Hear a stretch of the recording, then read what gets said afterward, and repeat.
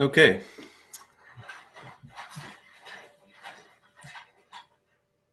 Looks like we're all set here. See if I can focus on what I'm focused on. But good morning, everybody. Happy Tuesday to everyone joining. Just making sure audio is good from yesterday. Had a little trouble beginning. Yep. Good to go. Okay, so good morning, everybody. Welcome to another Engineering the Markets. Let's go ahead and kick right off. It's February 28th, 2023. And for the most part, markets were a little tight range yesterday. We're still finding a lot of balance over the past couple of days in this more consolidative range next to some of the key moving averages on the daily. I think my general thesis here remains in regards to a possible diamond pattern setting up. It's a little hard to mark diamond pattern structure, especially as it starts to consolidate and get tighter, because you often have to speculate whether you truly have the highest high and the lowest low before it starts to become more like a pennant with a lower high. And then, barring we're looking at some pre-market activity, this would be the higher low that often defines where the stop goes if it were to break bullish. So for the purposes of the technicals, I'm kind of waiting for a little bit more information. And because of this lower high, which did form after a fresh low, so I have to at least evaluate it because it led to this last sell-off. The structure here is kind of odd. It doesn't exactly have the perfect trend line approach for where to mark the high. So, right now we could start to consider some of these slanting highs as relatively important. And then we're somewhat looking for the higher low to form if we are looking bullish on the marketplace. So, where is it tightening? It's kind of hard to tell. But the diamond pattern sort of thesis remains as long as we stay within these boundaries and start to form a more compressed pattern, the possibility for this structure to continue remains. As far as what to do with this in the short term, I usually like to kind of take a look at volume profile if I am going to be interacting with the shorter term price movement. As an intraday trader, this would of course be important. And wanting to see where the volume profile is setting up, because we are looking at the market directly in this range. And over the past 10 days, this is essentially where 5 of our sessions have occurred. Along with that, you could kind of tighten up to maybe just a 5-day and start to see where some of the inflection points lie. But for the most part, this is a very sloppy range. A lot of the inflections are not necessarily clean, and most of them actually aren't even reversal points in the way that they spike out and then come back. This low especially was quite noisy. And then I think some of yesterday's trade, especially near the highs, was actually disruptive in the way that it formed. So all that said, this is kind of how I would look at the market. If you are trading some of the S&P products, and barring that, I would mostly be focused on what sort of sectors might offer some good risk to reward.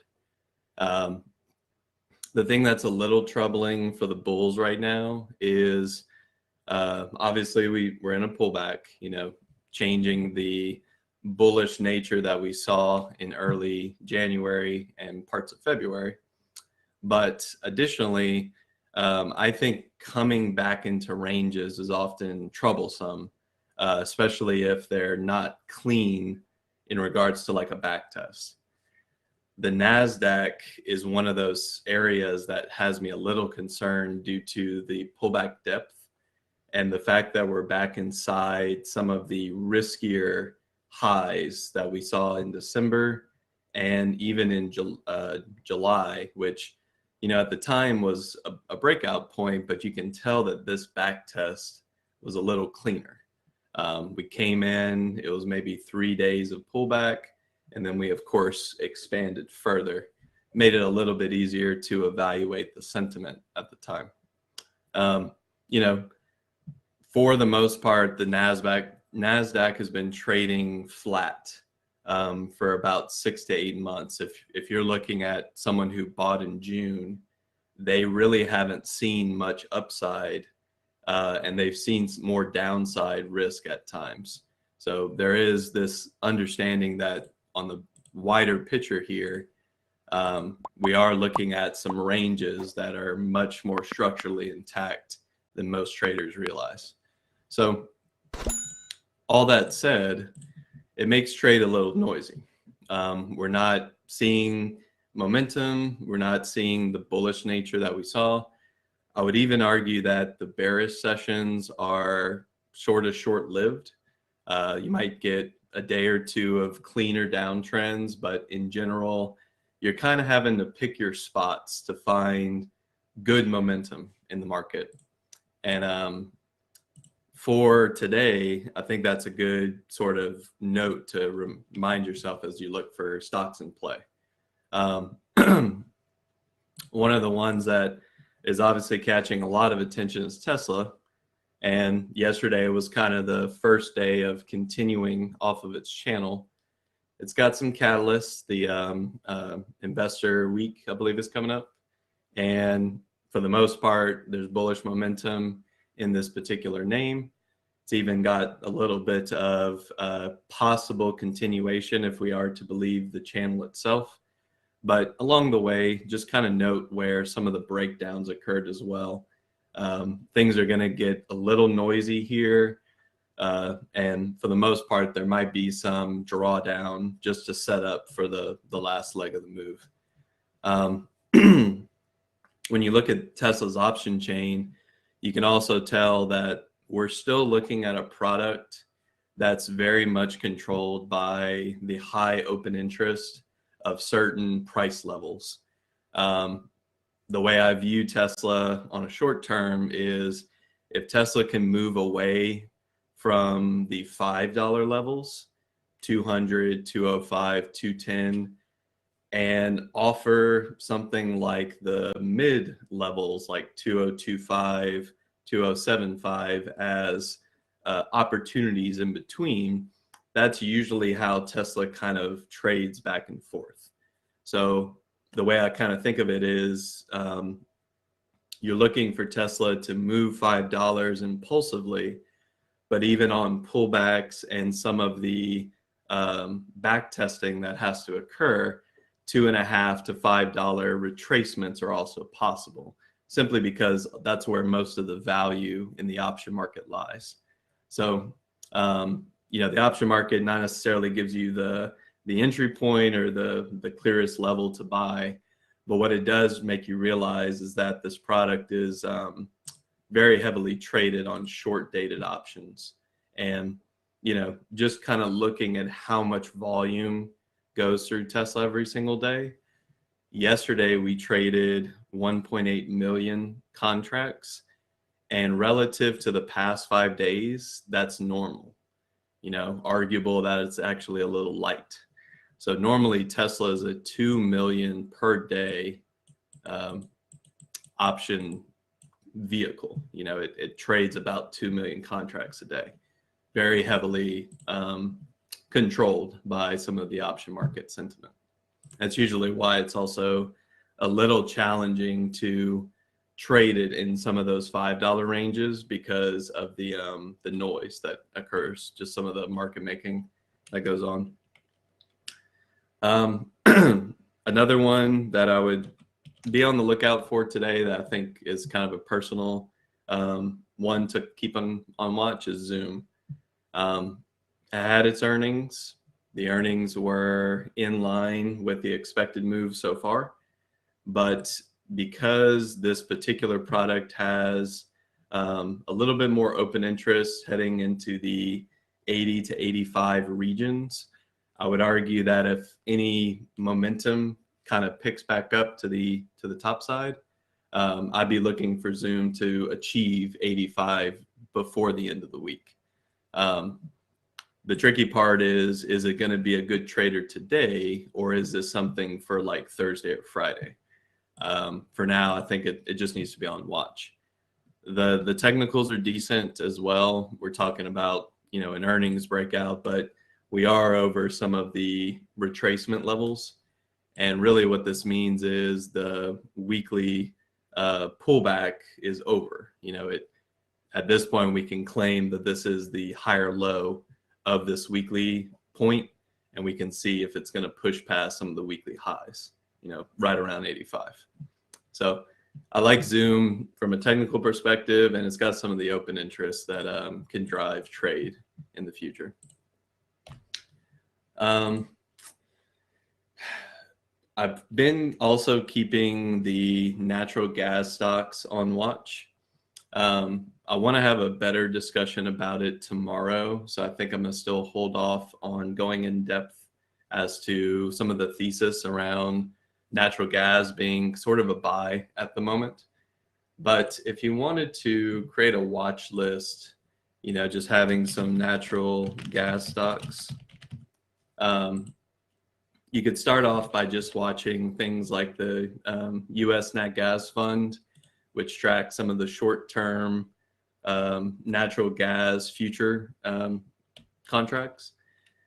You could, of course, trade some of the leverage products like oil and cold. So if you wanted to build like a short list of some intraday plays that typically offer pretty good volatility, especially now because the product's actually moving.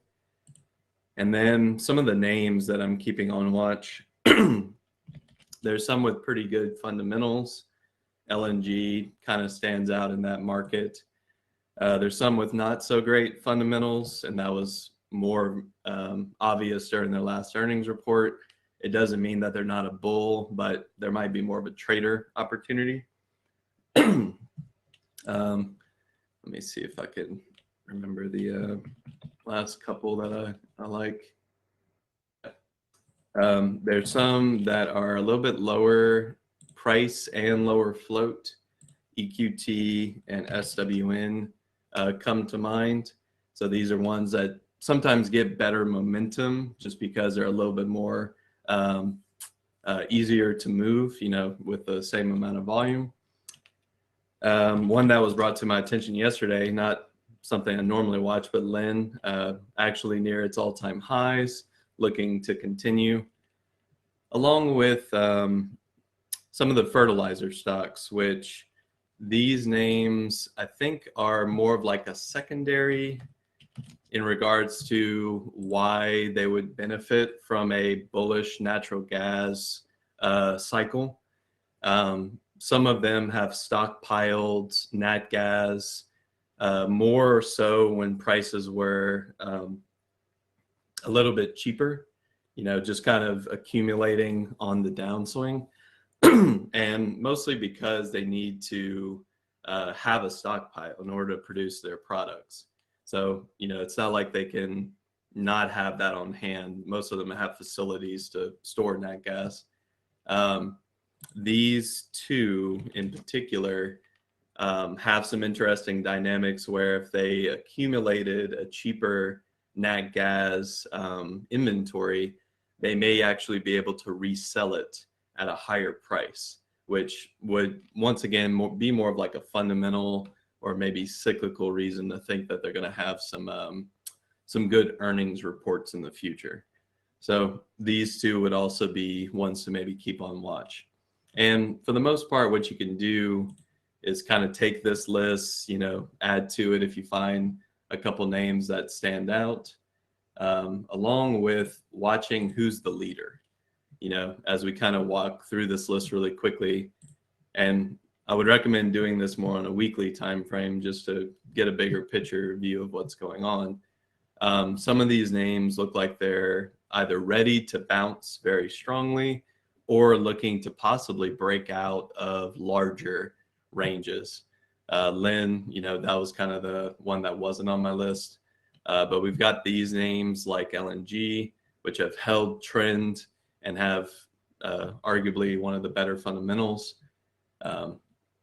Lower float or lower price names, EQT and Southwestern, they're a little riskier, but they also get the momentum if things are truly in a more cyclical mode. And then, of course, the fertilizer names, which CTNA and Mosaic. So I'll talk more about this tomorrow, kind of give the bull and bear case for a lot of them. Let me pull that weekly up. But for the most part, it requires nat gas to start to show bottoming. And what we've been seeing over, let's say, the past week is some pretty strong signals that at least a temporary bottom is being placed. You talk about last week's candle on UNG, we're kind of over the last or the previous pullback highs. And as we look at how this has been recovering, you can tell that there's a strong V bottom coming here after what I like to refer as the last low. It's often the trend low that ends the trend. And it's usually after capitulation volume. So we had the volume, it traded sideways. We saw that final sort of dump. And then if price can recover that entire price region, that's often it's an engulfing, but it's also a signal for the longer trend to be coming to an end. At which point the upside here is quite attractive. Even if it is a lower high on weekly and monthly time frames, we're still talking about 30 to 40% upside. So always be thinking about percentages on these oversolds. So those are some things to maybe watch if you're more looking for some swing ideas. I think the NASGAS argument is something that more people are starting to talk about, so it's worth covering here. Let me see some of the questions real quick. Do you view option contracts with open interest similar to level 2? I would view the open interest as convicted traders. They're not day traders because open interest has to be carried from the previous day in order to be calculated. And when you think about like an earnings play, you want to see where the risk is. I think of open interest as risk levels because it's where a lot of money has aggregated, and it's where stocks like to go, maybe transact for a while. And if we can get through it, we want to be thinking what's the next biggest tier to go to. So for me, I look at this as 80 was obviously a high node to get to, and we stopped moving higher once we got to 80. But if we can get through it and push past it, there's a ladder, there's open interest here all the way to the next biggest node, which happens to be 85. So is that a level 2 analysis? Somewhat. I said the word ladder. I said these are where large orders want to aggregate. Is it going to show on the level 2? It might somewhat, but how do we get there? We need volume. Volume and open interest, separate discussions. And if they want to stop it at 80, then I have to respect the fact that we couldn't move through it yet. So that is, for now, the highest node that we have to get through to continue thinking bullish. So those are some ways I kind of view it. I'll look at one more, EMPH. It's not really stock ticker day, but EMPH, I would play it off at 200. We looked at this one yesterday. It had some decent momentum on some solar stock recovery. Is the channel really clear? Probably not. I'd have to start marking like a longer term trend line, and even this one's a little noisy. But the structures here, I maybe see this as a bigger channel, and sometimes these are better viewed as kind of your standard deviation bands. I'm marking price, but what you can see is EMPH maybe goes through long cycles of, from this perspective, overbought and oversold. And then your midline is still bullish. It's still a bullish rising channel, but depth of retracement is important. So, if a channel can move down 20, 30%, that's a lot of drawdown. It means you want to be a seller up here and possibly a buyer up here with the right risk definition. So I like 200. I like the bounce we got yesterday, but always be thinking about the structure before you look at the daily. Who cares if it's a red day or a green day? Look at the structure. Is it going to offer opportunity in the future? So I think for the most part, the answer is yes on this one.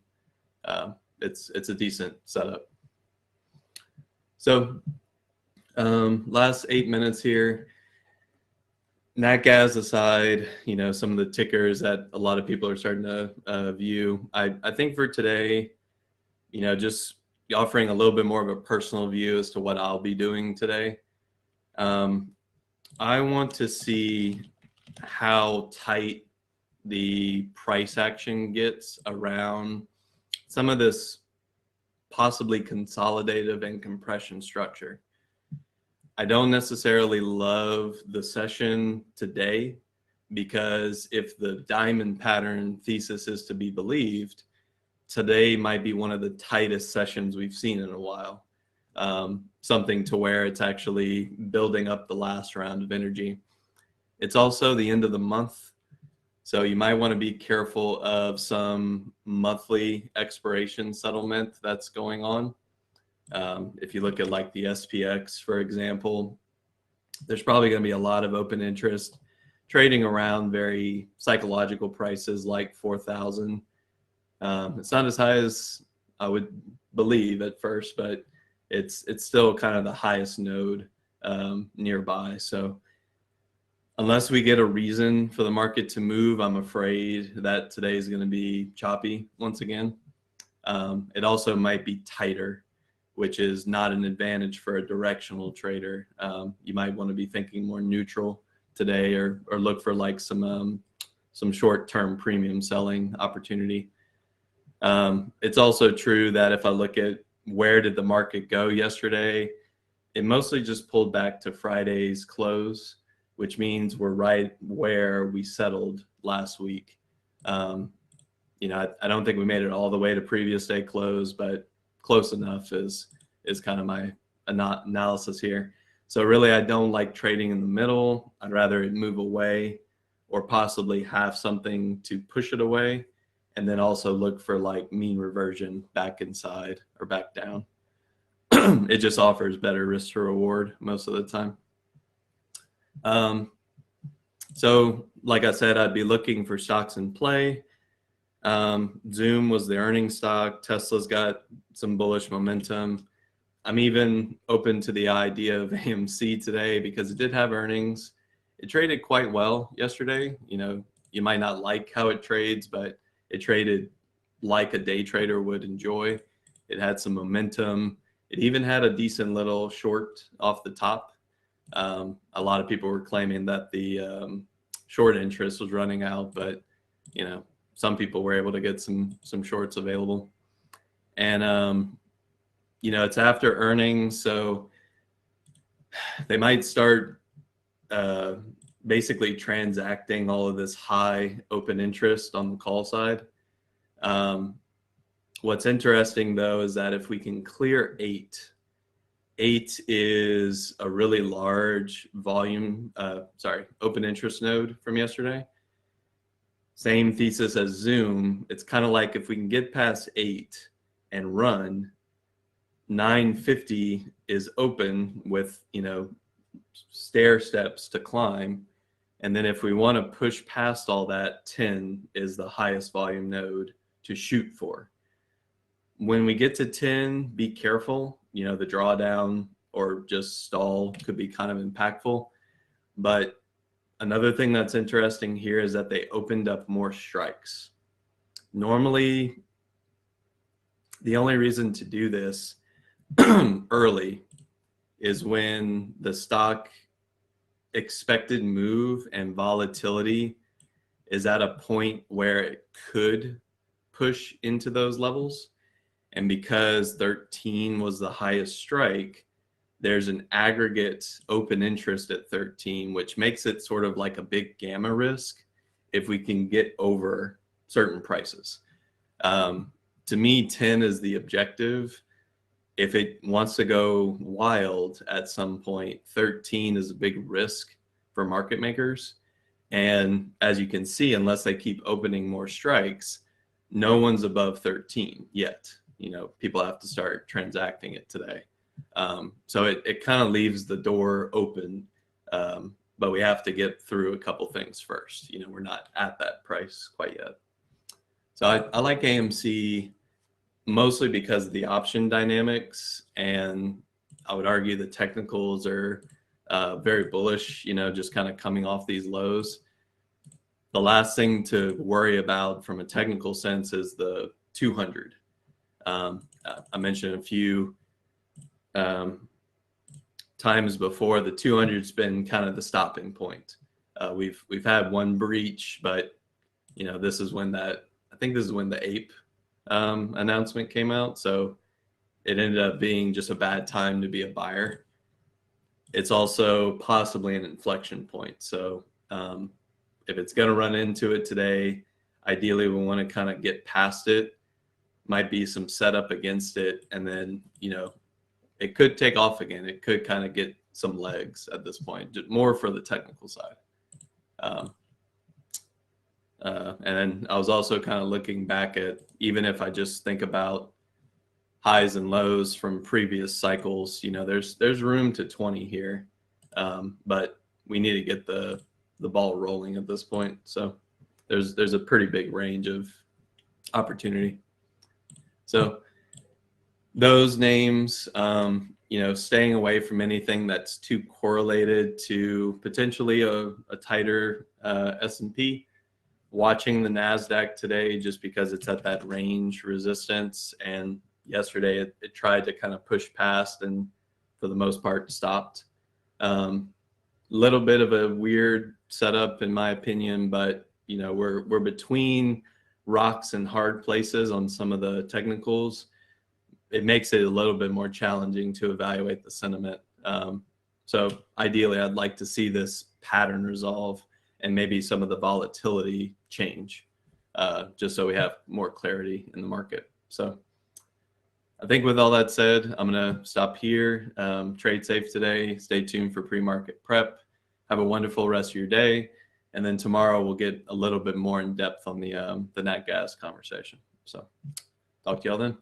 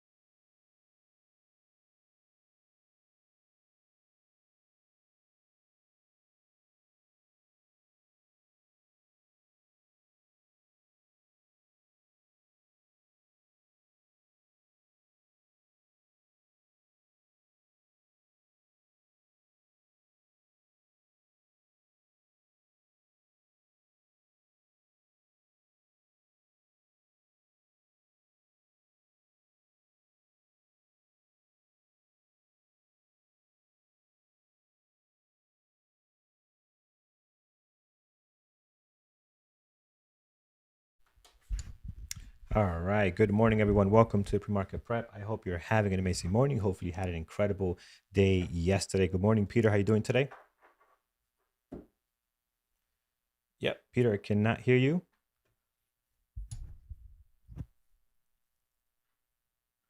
I cannot hear Peter. Let me make sure. Yep, everything's looking good on my end. Peter would take care of a few things there. As he's doing that, guys, hit that thumbs up over on YouTube for engineering the markets every morning. We appreciate Jaron coming on and giving us that beautiful insight there. Um, Today, guys, our gappers list kind of small. Not a lot going on here, but we do have some earnings play. We have Zoom, we have some other ones. Oxy, which was probably very horrible, didn't really do anything. We hope that's going to get better. But very light on the gap up and gap down list this morning. So we haven't seen a list like this so quiet. It feels like in quite some time. Um, Hello, there you go. Bueller. Good morning, Peter. How you doing today? Bueller. Hey, I'm doing great. As I was saying, Yeah. it's travel day today here, so I'm getting ready to hit the road. Hope we got a snowstorm going on. Hopefully that doesn't stop me from getting in the air. But other than that, I've been looking at a lot of earnings reports. We got a lot of stuff happening in the markets. Although I agree with Jared, if you're listening to him and engineering the markets, it could be a relatively slow day. But I'm hoping that all of these earnings are going to give us some good stuff to latch onto and trade today. Yeah. Yeah. Yeah, it's pretty quiet right now, but hopefully we'll get something. I know Yeah. Tesla for sure is going to give us something already this morning. They are on fire. A great pre-market activity, guys. 3.5 million. So again, that's going to be on our list. Let's quickly look at the stuff we had here from yesterday. And let's start with the one we had right in front of our screen, Tesla, which again, incredible pre-market activity, and that they continue into our market open, as you can see here, ran up pretty nicely. Then came back to the VWAP and ran up again towards the high of the day, hitting that and just giving you a lot of moves early on, pre-market all the way into the market close. Tesla was very active.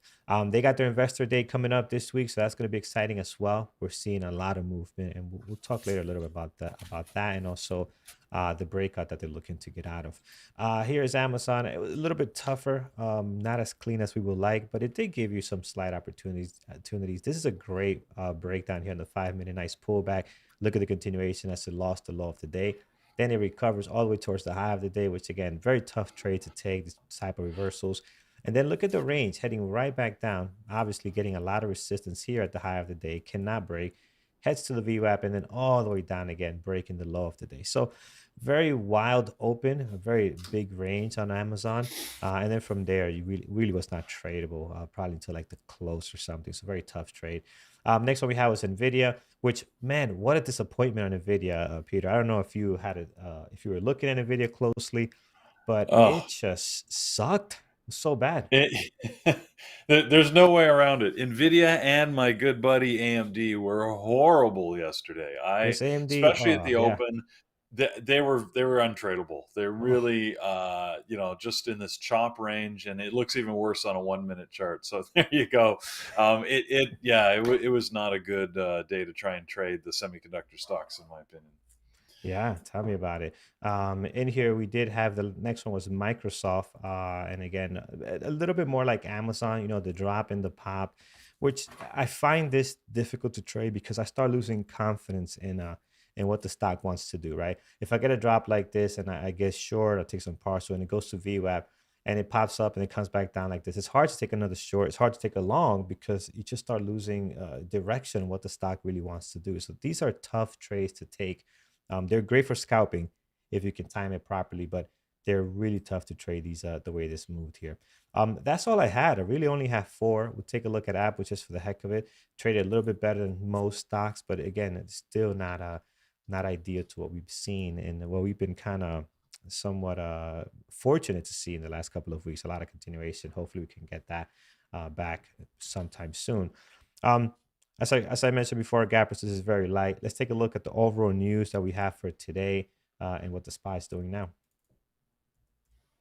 Well, and oh my goodness, look, and I just realized with everything, I completely forgot to update our economic calendar. But let's talk about it. So, around the world, we're seeing a little, like, once again, positivity. The futures are up. around the world. That being said, out of Europe, there's been some interesting news overnight about concerns over inflation risk, especially in France. Their inflation numbers were significantly higher. And the concern with that is that is sort of projecting inflation concerns to North America. We haven't really seen sign of that, so I don't know, frankly, whether I should be worried about it at all. I don't think it's going to directly impact the stocks. What it may do, though, is influence the Fed direction, right? Which in turn then gets the markets worried. So internationally, that's the news that may affect us here. On the economic calendar, again, I apologize. What's on the screen is not updated. That's yesterday. Today, we're looking at retail inventories and wholesale inventories, both coming out right about now. We should also see, that's about it. Consumer confidence number comes out at 10, and we have another Fed president that's speaking this afternoon. Again, as we've seen, those rarely have an impact. So that's really what's on the calendar for things that we should keep an eye on. All right, absolutely. Guys, let's hop into our list today, which will go pretty quickly. So have your suggestions ready on your end because we're going to be hopping to you to see what's happening there and what we could take a look at. Let's start here with, go ahead. If I could jump in on that too, really encourage you, especially on YouTube or anybody in the chat room, if there's something you want us to take a look at or comments you've got on the market, put them in there. We'd love to hear from you and love to know what you're thinking so that we can address it. Every once in a while we get is this really live? Is it recorded? We're here. It's live. Here. Yep. So live. Exactly. So feel free to say hi and let us know what's on your mind, and we'll do our best to take a look at it, incorporate it into what we're looking at, because we really, this is all about trying to help you get ready for the market open. So don't be afraid to ask us your questions. Yes, absolutely. And while you're at it, definitely hit that thumbs up. It does help out the channel a bunch, Kai. We really appreciate it. Sitting at 89 likes. So we're looking for 250 today. We'll hope to get there. All right, on our list today, let's start here. RNER, which is a 21 million shares float. So very low flow stock this morning. RNER. There it is. I got it now. Lower price, $7. It looks a little funky here. We do have some volume, 3.1 million shares traded. So definitely activity, but not looking great. And by the way, Peter, I love the replay feature. And anyone that has not traded a low float, you should go try BAER. Try this guy. Was it yesterday, the day before? I believe it was Friday, I think it was. Oh, yes. Guys, definitely go to the replay. And I want you to go back to the 24th, right? And I want you to try this here. And I want you to see how fast this happens. The replay does an amazing job of capturing when the halt happens. If you get stuck in it, how long it takes, the gap down. It is scary stuff. I actually took a trade with like 2,000 shares. I'm like, let me try 2,000 shares. And it's scary how quickly you can find yourself in a bad situation. So check it out so you can see what we're talking about. If you haven't never dealt with trading a low flow stock, it's a great way to get a feel for how this thing moves. Peter, you're going to say something? I was just laughing. No. Before that, I thought you was going to say a comment. No, okay, no sorry. worries. All good. So before that, you were talking about RNER, though, so I will just say not much news. This is a weird one. It's actually a SPAC, which is a shell company, a special purpose acquisition company is what SPAC stands for, and really means it's just a pool of money used to either acquire technologies or other companies. So the fact that it's got such a low float and it doesn't have a big market cap, we're really looking at about 44 million. I like absolutely no reason to go anywhere near this. This is a big no for me. There you go. So no on this one, guys, and it looks horrible, and I want nothing to do with it. Let's take a look at Zoom. Zoom this morning had earnings. Was it last night or today? Last night, right? Last night, after the close. Yeah. So we were looking at that in the room after the close. You can see that it wasn't sure what it was going to do right at 4 o'clock when the markets closed, popped up and held those gains. Fair amount of news coming out of Zoom, and a couple of these have like a bunch of news. So they beat their numbers overall, so they had good earnings, which was a surprise because the market was actually projecting that they would be down. That being said, they did sort of provide a weak full year forecast. Essentially, they lowered their full year revenue forecast, which is going to be a drag on the stock this morning. But then again, on the upside, they were talking about enabling AI services to help improve the customer experience and drive new functionality. They did not say what that was going to look like, what the functionality was, how they're going to introduce it. But remember, we've been talking about this over the last couple of weeks. This is what companies do, right? When you get the hot trends, any company, including Zoom, is saying, yeah, we're going to do AI too. Like, Right. is it going to be dynamic language translation? Is it going to be, maybe you can hire bots to join your meeting? I don't know. But, it's interesting that they're just throwing the AI in there in the hopes that it gives their stock a little bit of a boost. At least maybe that's my cynical view. But, Yeah. it Yeah. seems very timely, right? Suspiciously timely. They're just throwing in the AI in their quarterly report. But overall, I said sort of a mixed bag here on Zoom. So it could be a good trader at the open. It's been tough to trade like a lot recently, and we're still only seeing about 480,000 shares pre-market, and I don't see much movement at the moment. So I don't know. I mean, secondary at best for me right now. Yeah, yeah, I'm with you on the secondary. It's not a favorite of mine either. But today, I think if there's going to be a day it's going to trade well, hopefully it's going to be today. But Schultz was saying Tesla will announce new plant in Mexico today. So yeah, Tesla has a lot going on. So definitely one of our favorite stocks. I'm going to go ahead and add that one here. Again, today already 4 million shares traded. They got their investor day coming up this week, and just look at the pre-market activity. But what we like a lot about Tesla, also, in addition to all that news, which can create volatility and movement for us, is this range that they've been kind of stuck in, right? Since seems to be from Yeah. 194 to about 210, and the last two trading days at least, we've been pushing up against this 210 with some what seems to be positive news behind it, I would think. Yeah, it's funny. Tesla doesn't have, this is typical for Tesla, right? It doesn't need firm news to move. In fact, by the time the news is like fully baked, it usually doesn't matter to the stock price anymore. We talked, I think it was just yesterday, about them increasing their production rates.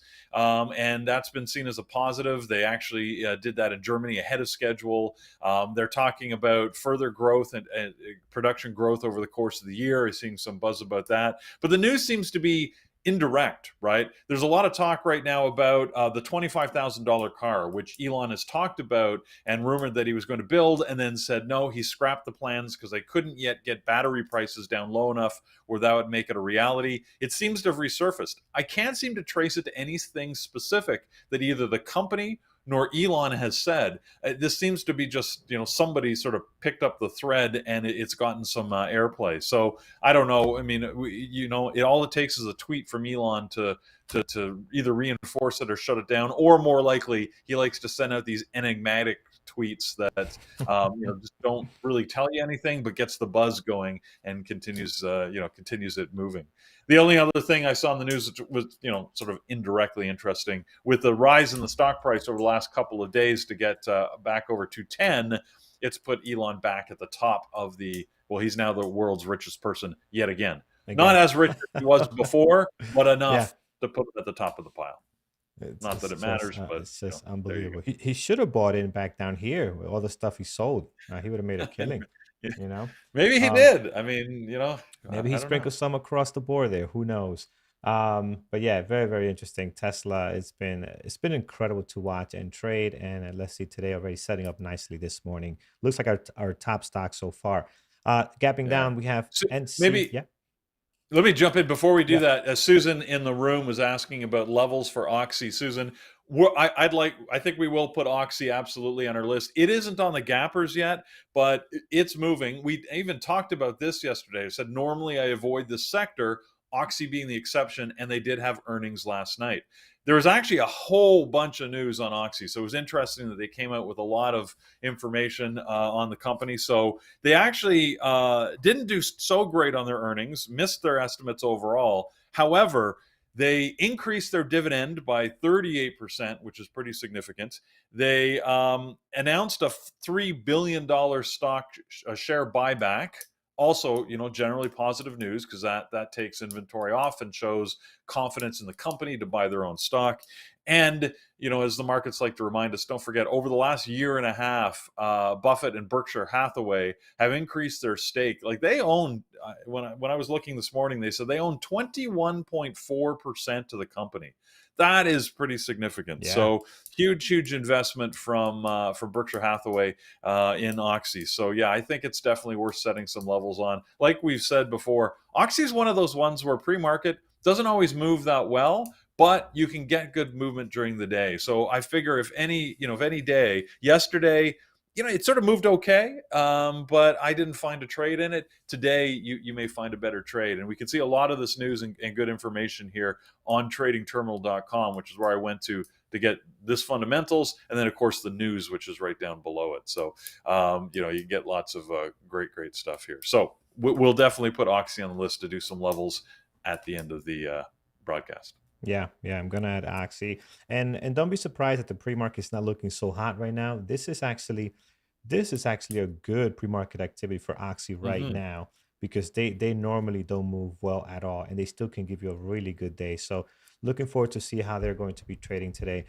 Slightly up from being down this morning from the pre-market low. So we'll see what happens there. Um, our gap down list. We got a couple coming up here in our gap up list. We have AMAT, which is Applied Materials, and Yeah, we we got to put also have AMC.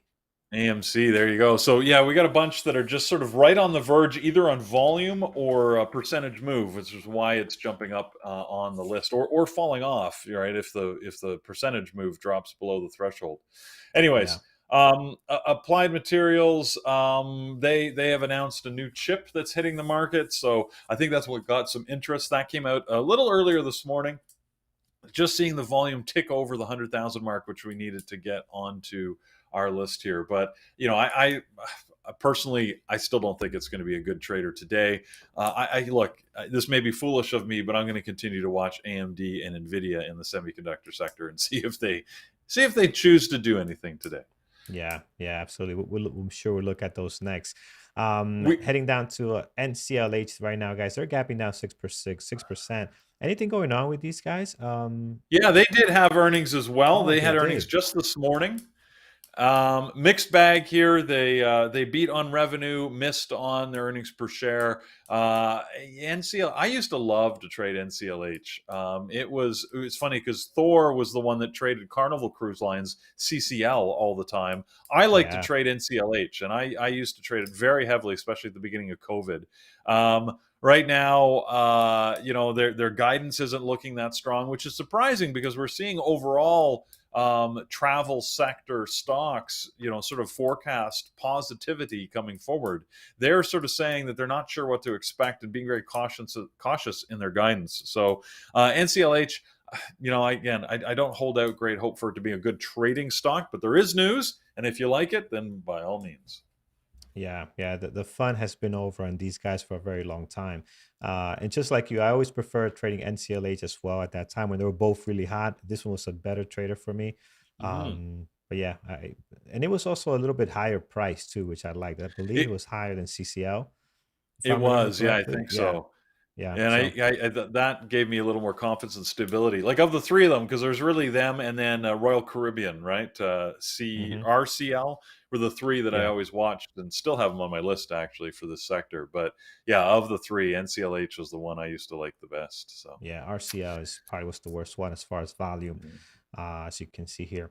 Um, so yeah, NCLH might be a rising double, says Indonesia's pathways. Yeah, it could be. It could be. We'll have to be on the lookout for that. See if W- the Yeah, opportunity we'd need shows to up. see for a rising devil, at least the way I manage them. I need to see a little more volume pre-market, although it could build as we head towards 9:30. You only need to see that volume really in about the 10-15 minutes leading up to the open. So just about the time we're ending this broadcast, I'll be taking a fresh look at it to see what it looks like.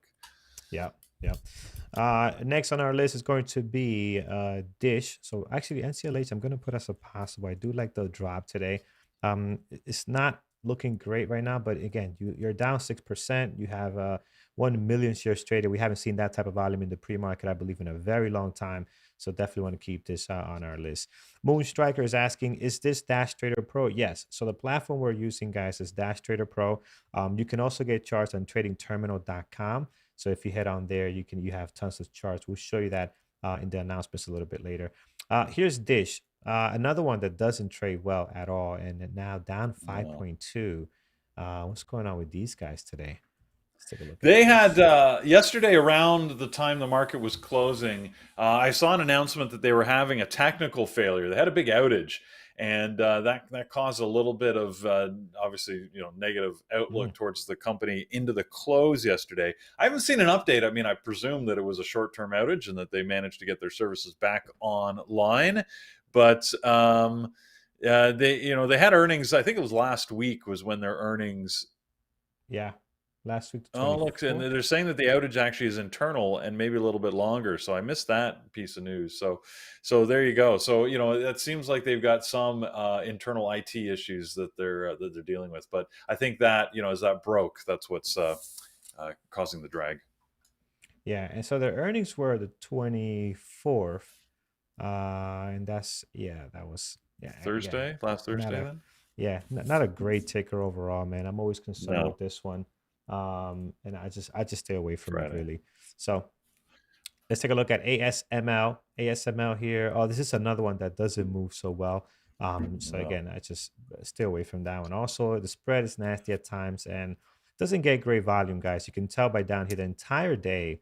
We're trading almost 1 million shares traded for a stock that's $600. It's just not ideal. Um, ASML, once again, right? It was a common theme here. They've been talking about AI. They're expecting to see a big boom in their business because of the interest in AI and their own AI programs. They also had announced back in November a share buyback program, and they've started to execute on that. So over last week, they started buying around, I don't know, it was like 15,000 shares a day, 20,000 shares a day. So not huge, frankly, but it's part of that program. And I was just seeing that they're trying to boost, it sounds like, their own stock through this buyback program. So that was giving them a little bit of a push last week, which is why it's probably just dropping this week, because it's just sort of seeing the tail off. Where they're like, well, if they're the only ones buying, that doesn't give a long-term lift. Yeah, absolutely. Um, Next on the list, KDP, and this looks atrocious. This is pure garbage here, guys. None to see. No, no, no, no, across the board. Let's head Dr. down over Pepper, to yeah, Keurig Dr. Pepper. All yeah, right, and I always forget that they merged and they're one company. they're with Pepsi now, Um, right? What's going on with these guys? I Doesn't don't know. Pepsi own these Apparently, they're guys? still trading independently as Oh, okay, Keurig. gotcha. I Interesting. wonder if they're going to issue Keurig, Dr. Pepper in little Keurig pods. Maybe you can. No, That's I don't interesting. Uh, so yeah, so nice to see here. Trace horrible. Let's head down over know. to CCL this morning, and they're also gapping down here. Not as much, only 2%. But you see some volume here. 1 million shares traded. Again, if there's going to be something today, might be the day. But these guys have been horrible for a very long time. I just have no hopes that they're going to do something nice today, like we're used to Yeah, seeing I in the don't past. see any specific news on CCL. If anyone else does, feel free to let me know. I think this is probably just sympathy because of Norwegian Cruise Line's earnings. Yeah, yeah. So we'll keep them on deck here. We'll see what happens. But for the most part, NCLH might be the one that's the better trader today. Um, yeah, sympathy play for sure on CCL. Absolutely. All right, guys. What else? Oh, there That you is on go. our gap up, listen down. Peter, what do you like this morning? Indigenous Pathways must have thought I read their statement. I didn't even see it, but I said the same thing. So, Yeah, yeah. like minds. There you go. Exactly. Uh, yeah, I've got a few that I want to mention, Carlos, if we can take a Yeah, look at. Because first on the Gap Up list, actually, I don't know where some of these sit, but AMC keeps popping on and off. Obviously, that's because Jared was talking about it and entering the markets just a few minutes ago, and it's AMC. probably his own trading volume that's causing it to move up and down there. But I'm joking. But joking aside, it's really, you can I was looking see. at you like, wait, what? Okay, okay. um, because it's we for something to go on our gappers list, it needs to get more than 2%. And you can see with the big with the candles here, it was just over the 2%, and now it's dropped back down below, which is sort of why it's up and down on it. Jared's been talking about there's a fair amount of options activity on it, and he sort of likes the price action and the way it moves. So he was getting some trades on it, and it was moving yesterday afternoon. It was actually the only thing that was moving in the markets. It was setting new highs sort of through the late afternoon. So, Jared wasn't wrong to keep an eye on it. Not my cup of tea, honestly. I kept, hoping out, having hope that like my AMD or Apple would move for me, which they didn't. But AMC might be one to watch because I said Jared's got a good eye on it and it has done well for him. I want to mention Target as well. Every once in a while, every quarter now, Target, just pops up just because it has earnings. So, not doing much. I don't know. I haven't found a trade on it in 2 years. Used to love trading it when it had this big spike back a couple of years ago, and it was just running like gangbusters. But it really sort of settled out, and I haven't seen that type of price action again. But they beat their numbers, had generally good earnings. Target, Walmart reported first, so everybody was expecting Target to generally sort of follow suit. Walmart had relatively positive earnings when they came out last week or whenever it was. I think it was last week. So again, whether Target will move today or not, I don't know, but I thought I would mention it. And the other one I'll mention is Workday, because they had earnings last night after the close. WDAY, not moving today. I'm really not seeing much activity on it. Not a surprise. These doesn't tend to get a lot of volume, but they did have earnings. They beat their numbers. Again, it's sort of a mixed bag. It seems to be recently, or at least in the last couple of days, that companies, when they're announcing earnings, are bundling all sorts of news in it together. So in Workday's case, they had earnings. That's good. They had a soft forecast. That's bad. They extended their equipment leasing from 3 to 5 years, and it was interesting. I didn't realize that apparently Intel had done that earlier this year as well. And this, by the way, in case I find these fascinating from my old corporate life. This is a financial engineering trick, right? So when you extend the life of your equipment, you get to amortize it over a longer period. Essentially, you get to reduce your equipment costs by about 40% in any given year. For depreciation, Brian, exactly. You basically push the depreciation out. They say it's because it's better value to their customers and they get to extend the usable life of their equipment. That is not true, because just because the equipment depreciates over 3 years, you can still use it for as long as you want. It just sits at a $0 balance on your book. So for them to claim that it gives better, customer value and usable value, again, is ridiculous. But I love how they like to play that story to the market. The reality is what they're trying to do is they're improving their balance sheet by pushing amortization costs into the future. So anyways, a little bit of jaded, but again, I've done this many times when we got stuck on our numbers. For example, in my old company, we would literally do that. We do one of two things, by the way. We'd either extend the amortization, the usable life of the equipment, so that you could extend that cost out. When we were done with that and we couldn't do it anymore, the next thing we did, we actually sold the equipment to a third party and rented it back. So there's a financial treatment that allows you to get financial benefit from that, because basically we could capitalize the cost of the sale all in the current year. And even though it cost us more to rent it back from them in future years, that's a problem for, the next year's budget. So anyways. Later down the line. Yeah. There you go. So anyways. I worked for a Chinese company. I don't want to tell you what we did to fix those problems. So yeah. Well, look, little tricks that you learn, right? Being an executive in these corporate companies, it's amazing what you can do to manage the financials. So there you go. There's a little bit of, like people are saying in the room here, a little bit of inside baseball to see how the sausages are made back in the factory. So so that's the story on Workday. Yes, absolutely. So there's Workday, guys. Again, not a great ticker, but thanks, Peter. That was good information there for us to know. And also, what was the next one we had on deck? Target, right? Target. So I did put Target as a possible here. And again, they're just pretty flat right now. Just nothing going on with these guys. So don't know what you think about this. The other one I'll mention, just because a couple people in the room were really asking about it. Baba, I know you mentioned, I think you mentioned it earlier in this broadcast, Carlos.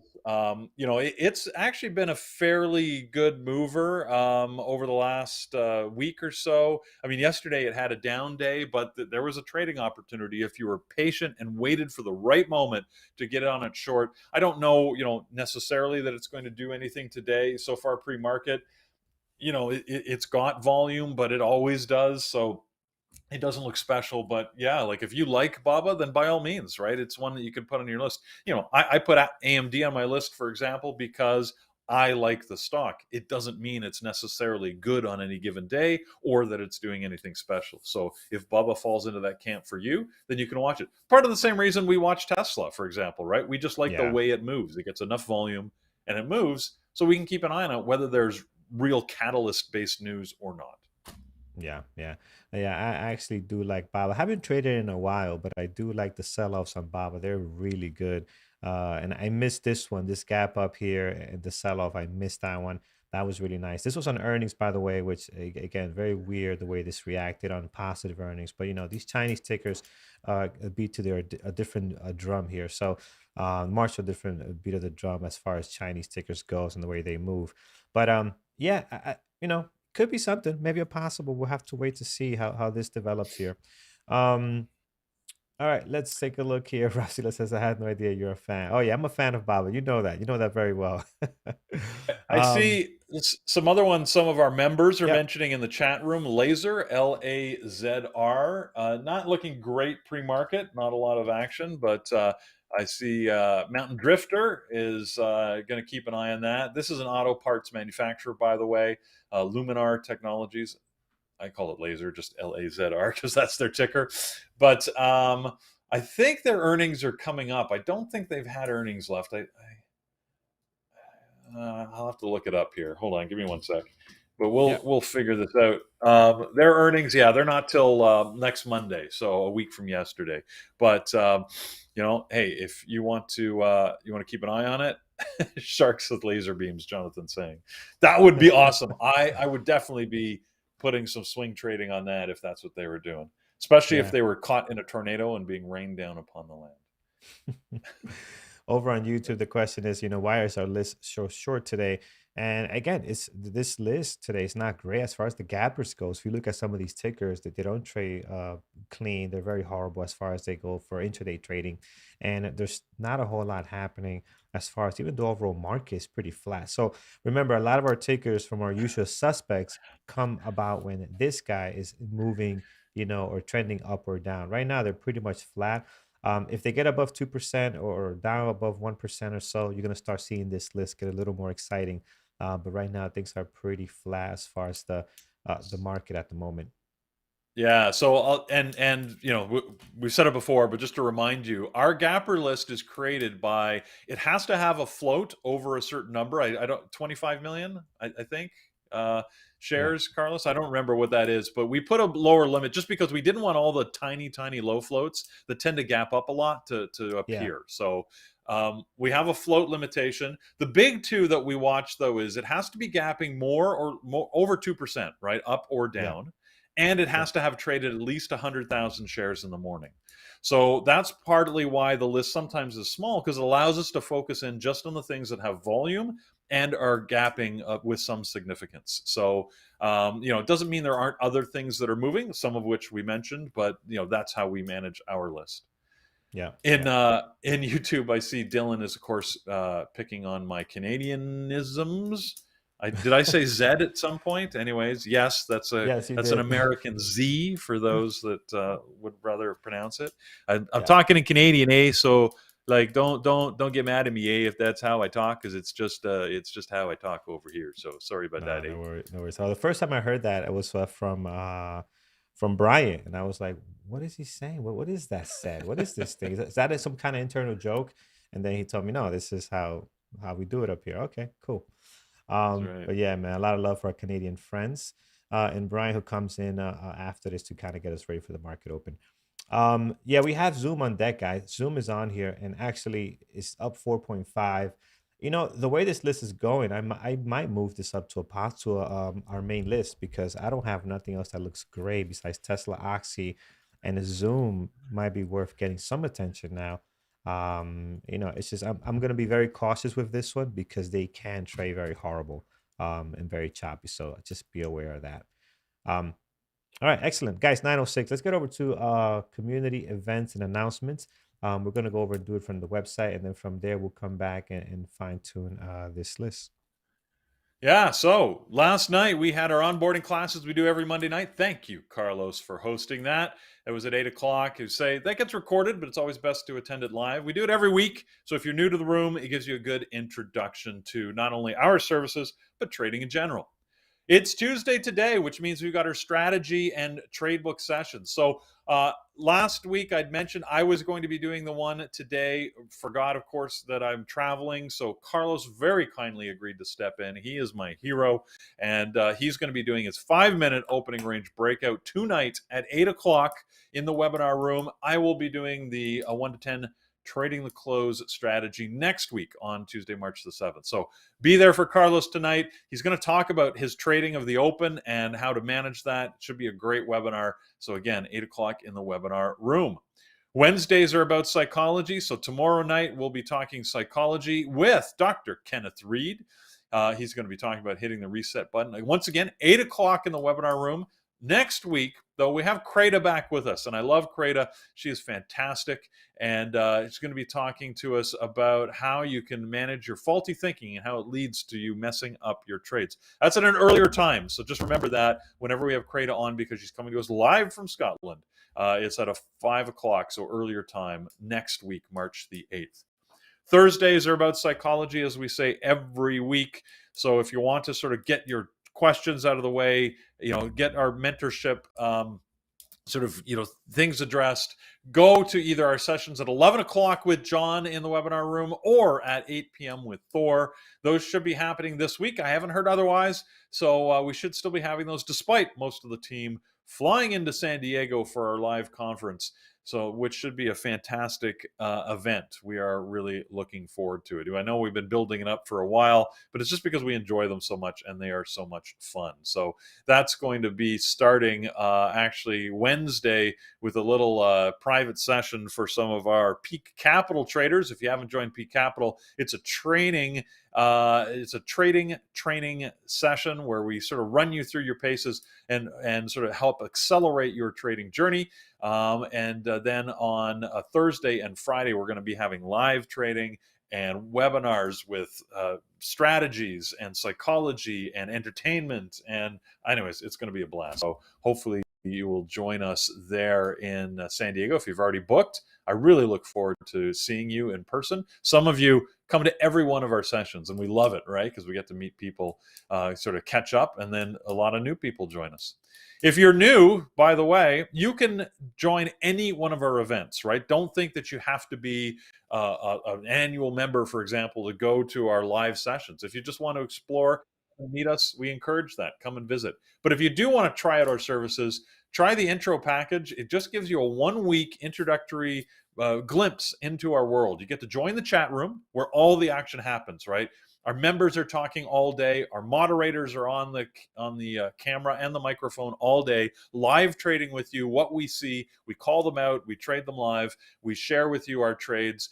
You can use the code PreMarket24 to get a discounted rate on that for 1 week. By the way, you also have access to our options trading room that Jared and Megan run. That's on Monday, Wednesday, and Friday. So not today, but Monday, Wednesday, Friday, we run that. So from in the morning and then again an afternoon session.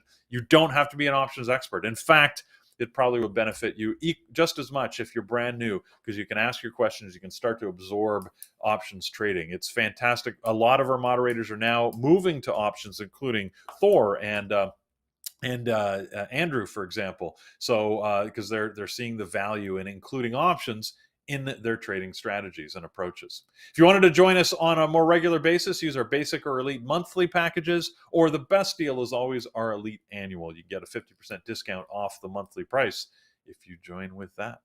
So with that, we want to, is Thor's trading futures. You're right. Thank you. See, Maya and Stoyan, you correct me in the room. That's good. That's what they do. They correct me when I make mistakes. There's always someone to keep me honest. So yes, you're right. He's trading futures, not options. You can tell I'm not doing either. So it's all a big mystery to me. I should probably be attending that room so I can learn more about both of them. So, anyways, with that, we do have some levels that we need to set, and we're running short of time. I'll hand it back to Carlos. All right, guys, let's dive into this. Not a whole lot of tickers to do levels on. We have Tesla, we have Oxy, and we have Zoom. And looking at the moderators list, their list is also looking very light. I have Eamon, I have Megan. Well, Megan's list is always about two or one. So she's got a couple of things going on there. She has Meta on her list, which is one that you guys threw out over in chat on YouTube as well. And I believe I saw it in our members chat also. So let's take a look at Meta before we do some levels here. And Meta right now. Man, Meta's in a very nice daily consolidation at the moment. So could be interesting either way here that it wants to go. So yeah, I'm gonna add Meta to the possibles list for now. We'll see where that goes. But let's do levels for these three that we have here. Again, my top ticker today is going to be Tesla. Tesla's looking really good right now. Great volume, up 1.6. Just a whole lot going on today. They're announcing a couple of things, and they also have their investor day coming up on the first. So again, just a lot happening. 212.59 high after pre-market.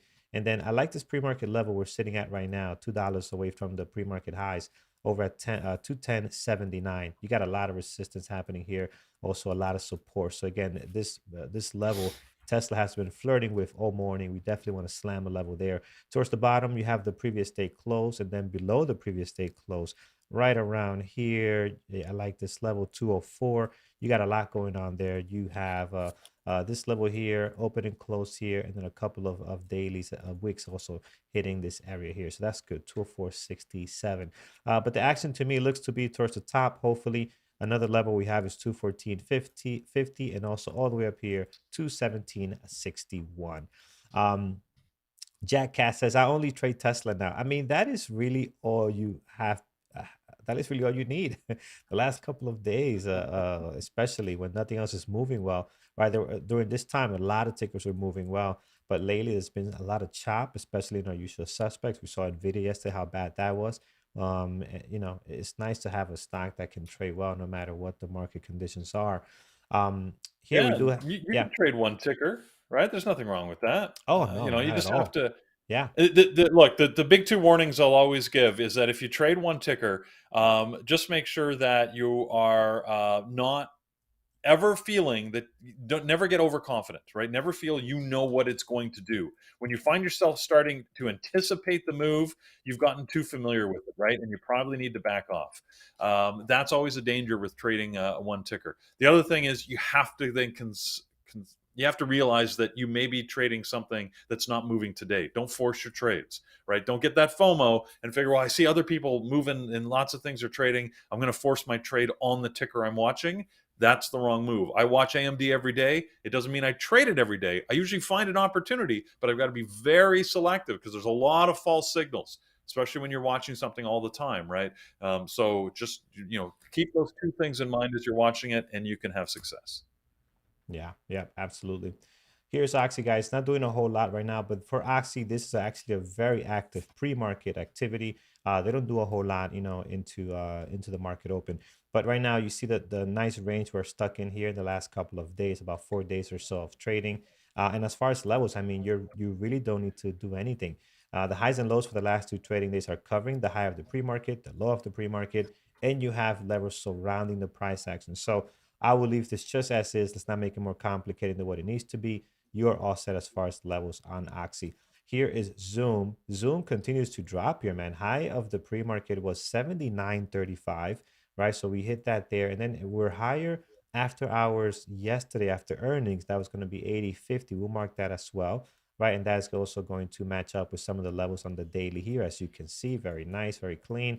And then towards the bottom, I'm going to mark down the low of the pre-market now, which also seems to be an area where we're having a couple of days opening and closing here and here. So that's already marked there. Let's see if we can hold that. And then towards the bottom, before we get back to where we were trading at yesterday, there is a slight level right over here at a 76.10. So we will slam a level there as well. So guys, once you do that, I think you're pretty set on Zoom. I like the drop we're getting here this morning. Volume is coming in nicely. Hopefully we can get some really clean trading out of Zoom today. Will be exciting to see that. Um, Moderators list. Let's get to that. Let me go ahead and bring this over. We'll read that there. As I'm doing this, guys, hit that thumbs up over on YouTube. We really, really appreciate it. And you'd be surprised how much it does help our channel with this pre-market show. So really appreciate that. Let's see here. Let's bring this over. Let's bring our watch list from our team.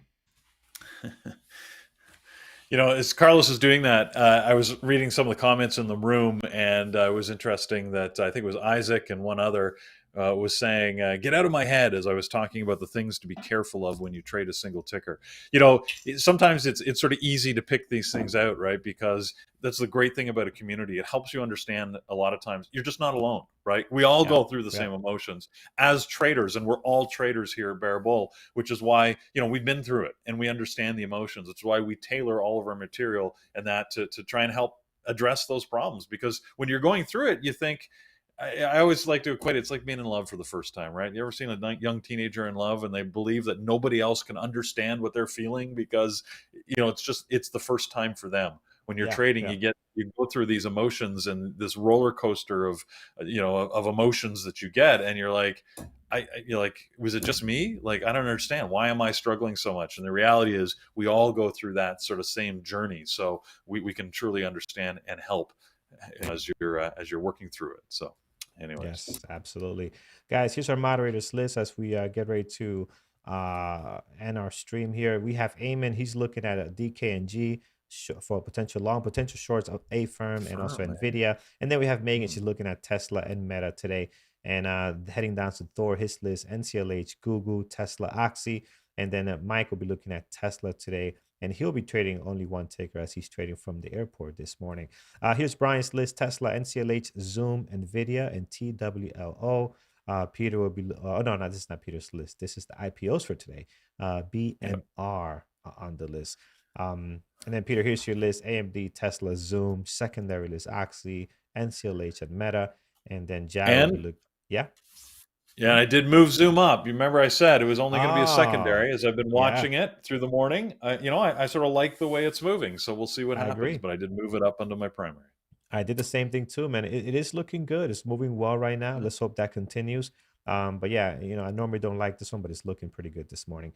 And then here we have Jairus list: Zoom, AMC, Tesla, and then scanners for a possible natural gas play there. So guys, thank you so much for joining the pre-market prep. We really appreciate you guys hanging out with us this morning. We'll be back again tomorrow.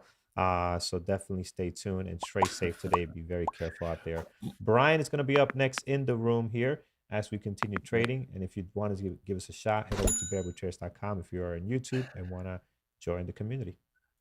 Mar, you're saying that you thought Mike lived in San Diego. He's in California, but he's actually north of Los Angeles. He just used to work in the San Diego area and commute all the time. So he's flying down there. We're all, as I said, converging on San Diego, or most of us this week, for this conference. And there are a couple of tickets left. So if you're looking to make a last minute decision, especially if you're in the area and you weren't sure, we do have a couple of seats left. We'd love to see them all filled. So feel free to go to our website. It's got all the information about how you can sign up and take advantage of the live session we've got at the end of this week. So with that, trade safe, everybody. We'll see you in San Diego tomorrow morning. At least I'll be there talking to you live. Take care, guys. Trade safe.